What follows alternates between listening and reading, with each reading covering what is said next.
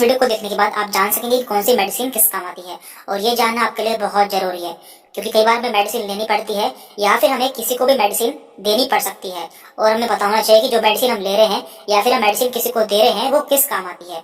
तो इस वीडियो में हम जानने की कोशिश करेंगे। तो यहाँ पे हम क्या करने वाले हैं, तो देखिए हर मेडिसिन में एक सफिक्स होता है, यानी कि मेडिसिन के लास्ट में एक वर्ड होता है जिससे हम जान सकते हैं कि वो मेडिसिन किस क्लास से बिलोंग करती है या फिर किस बीमारी के लिए दी जाती है। तो हम इस वीडियो में वही देखने वाले हैं। तो चलिए आइए स्टार्ट करते हैं।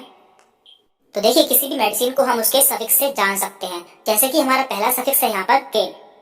तो देखिए केन एक सफिक्स है जो कि लोकल एनेस्थेटिक में यूज किया जाता है। इसका मतलब होता है ऐसी दवाइयां जो कि किसी पर्टिकुलर रीजन को या किसी बॉडी के ऑर्गन को सुन करने के लिए दी जाती है। इसके एग्जाम्पल हैं जाइलोकेन, बेंजोकेन, एमाइलोकेन, लिडोकेन। यदि आपको किसी मेडिसिन में देखने को मिलता है लास्ट में केन, तो आप समझ जाइए कि ये एक लोकल एनेस्थेटिक है।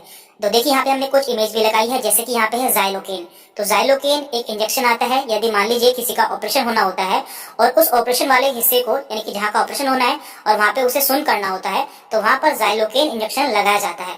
और इसके अलावा लिडोकेन एक टॉपिकल एनेस्थेटिक आता है, यानी कि ये ऊपर से अप्लाई करना होता है किसी रीजन को या किसी पार्ट को सुन करने के लिए। तो आप जान सकेंगे कि केन का यूज लोकल एनेस्थेटिक में किया जाता है। अब आगे बढ़ते हैं। तो देखिए हमारा अगला सफिक्स है माइसिन। तो माइसिन का यूज किया जाता है एंटीबायोटिक में, यानी कि इन्फेक्शन के लिए। यदि किसी को इन्फेक्शन हो जाता है तो उस कंडीशन में एंटीबायोटिक दी जाती है। इसके एग्जाम्पल है azithromycin, erythromycin, neomycin and streptomycin. तो आप देख सकते हैं कि सबके लास्ट में यहाँ पर माइसिन वर्ड आया है। तो माइसिन वर्ड का यूज एंटीबायोटिक में किया जाता है, और यहाँ पे हमने कुछ इसकी इमेज भी लगाई है, जैसे कि स्ट्रेप्टोमाइसिन इंजेक्शन। तो ये इंजेक्शन बैक्टीरिया के इन्फेक्शन के रूप में लगाया जाता है, यानी कि किसी को यदि बैक्टीरिया का इन्फेक्शन हो जाता है तो उसे ये इंजेक्शन लगाया जाता है। और यहाँ पे नीचे है नियोमाइसिन। तो नियोमाइसिन ये ऑइंटमेंट है, यानी कि ये ऊपर से लगाई जाने वाली क्रीम है जो कि बैक्टीरिया को किल करती है। तो इस तरह से आप जान पाएंगे कि माइसिन का यूज एंटीबायोटिक के रूप में किया जाता है। अब आगे बढ़ते हैं। हमारा अगला सफिक्स है ओलोल। तो यहाँ पे ओलोल, तो ये होते हैं बीटा ब्लॉकर्स। तो ये इसका यूज किया जाता है हाइपरटेंशन में या फिर हार्ट अटैक में, यानी कि यदि किसी को हार्ट से संबंधित कोई बीमारी होती है तो उसमें बीटा ब्लॉकर्स का यूज किया जाता है। और इसके एग्जांपल्स हैं मेटाप्रोलोल, एटिनोलोल, एस्मोलोल, बिसोप्रोलोल। तो यहाँ पे हमने इसकी इमेज भी लगाई है, एटिनोलोल टैबलेट। तो आप देख सकते हैं जनरली इसका यूज हाई ब्लड प्रेशर के पेशेंट में किया जाता है, यानी कि ऐसे पेशेंट जिनका ब्लड प्रेशर हाई रहता है तो उन्हें ये मेडिसिन दी जाती है। तो इससे आपको याद रहेगा कि बीटा ब्लॉकर्स का यूज हाई ब्लड प्रेशर में या फिर हार्ट की किसी और प्रॉब्लम में किया जाता है। तो अगला सफिक्स है माइड एंड जाइड। तो इन दोनों का मतलब होता है डाययूरेटिक्स। तो इनका काम क्या होता है, ये हमारे यूरिन को बढ़ा देती है, यानी कि इन्हें लेने के बाद हमें बार बार यूरिन आता है। और ये मेडिसिन ऐसे पेशेंट को दी जाती है जिनका ब्लड प्रेशर काफी बड़ा होता है या फिर जिनके शरीर में सूजन होती है, यानी कि एडिमा होता है, तो उन्हें डाययूरेटिक्स दिए जाते हैं। और इसका एग्जाम्पल है फिरोसेमाइड, ब्यूमेटानाइड, बेंजाथाइजाइड एंड क्लोरोथाइजाइड।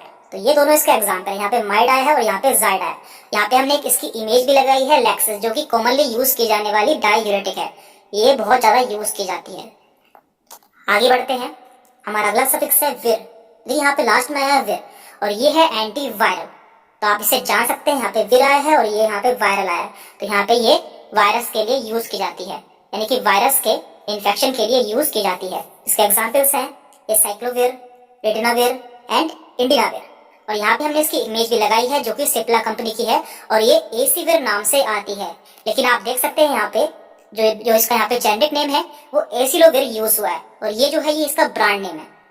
देन इसके बाद है पाम। देखिए इनका यूज एंटी एंजाइटी के रूप में किया जाता है, यानी कि यदि किसी को घबराहट होती है, बेचैनी होती है या फिर उसे नींद नहीं आती है, तो ऐसी कंडीशन में इन ड्रग्स का यूज किया जाता है, जैसे कि डायजेपाम, लोरिजेपाम। तो इन दोनों के लास्ट में पाम आया है, और यहाँ पे हमने इसकी इमेज भी लगाई है जिसमें आप देख सकते हैं यहाँ पे है डायजेपाम। तो इस ड्रग का यूज एंजाइटी के रूप में किया जाता है, यानी कि एंजाइटी को दूर करने के लिए किया जाता है। देन इसके बाद है स्टैटिन। देखिए स्टैटिन का यूज एंटी हाइपर लिपिडेमिक्स में किया जाता है, यानी कि ऐसे व्यक्ति जिनका लिपिड बढ़ जाता है, यानी कि कोलेस्ट्रॉल बढ़ जाता है, उन्हें स्टैटिन मेडिसिन दी जाती है। और इन पेशेंट को हार्ट अटैक के चांसेस रहते हैं, तो उसे दूर करने के लिए यहाँ पर स्टैटिन दी जाती है। इसके एग्जाम्पल्स हैं एटोरवास्टैटिन, सिम्वास्टैटिन एंड लोवास्टैटिन। यहाँ पे हमने इसकी इमेज भी लगाई है एटोरवास्टैटिन की। तो इस तरह से आपको याद रहेगा, यदि किसी ड्रग के लास्ट में स्टैटिन आता है तो वो लिपिड के लिए यूज की जाती है, यानी कि कोलेस्ट्रॉल को कम करने के लिए इस्तेमाल की जाती है। एंड इसके बाद में है सोन। देखिए, सोन ऐसी दवाई होती है जो कि स्टेरॉइड के रूप में यूज की जाती है, और स्टेरॉइड का काम होता है बॉडी में इन्फ्लामेशन को दूर करना, लेकिन इनके बहुत ज्यादा साइड इफेक्ट भी होते हैं। इसलिए इनमें से आपको कोई भी मेडिसिन बिना डॉक्टर के प्रिस्क्रिप्शन के नहीं लेनी है। और इसके एग्जाम्पल्स हैं बेटामेथासोन, कोर्टिसोन, डेक्सामेथासोन। तो इन सभी मेडिसिन का यूज स्टेरॉइड के रूप में किया जाता है, जो कि बॉडी में इन्फ्लामेशन को दूर करती है। और यहाँ पे हमने इसकी इमेज भी लगाई है, तो आप देख सकते हैं कि हर मेडिसिन के ऊपर 2 नाम लिखे होते हैं। जैसे कि यहाँ पे लिखा है डेक्सामेथासोन, ऊपर लिखा है, और नीचे लिखा है डेक्सोना। देखिए, ये जो इसका डेक्सामेथासोन है ये इसका जेनरिक नेम है, जबकि जो डेक्सोना है ये इसका ब्रांड नेम है। तो ब्रांड नेम जो है वो कंपनी डिसाइड करती है, यानी कि कोई भी कंपनी किसी भी पर्टिकुलर जेनरिक नेम का या फिर सॉल्ट का ब्रांड नेम अलग रख सकती है, तो ये डिपेंड करता है। लेकिन आपको देखना होता है कि इसमें कौन सा जेनरिक है, यानी कि कौन सा इसके अंदर सॉल्ट है।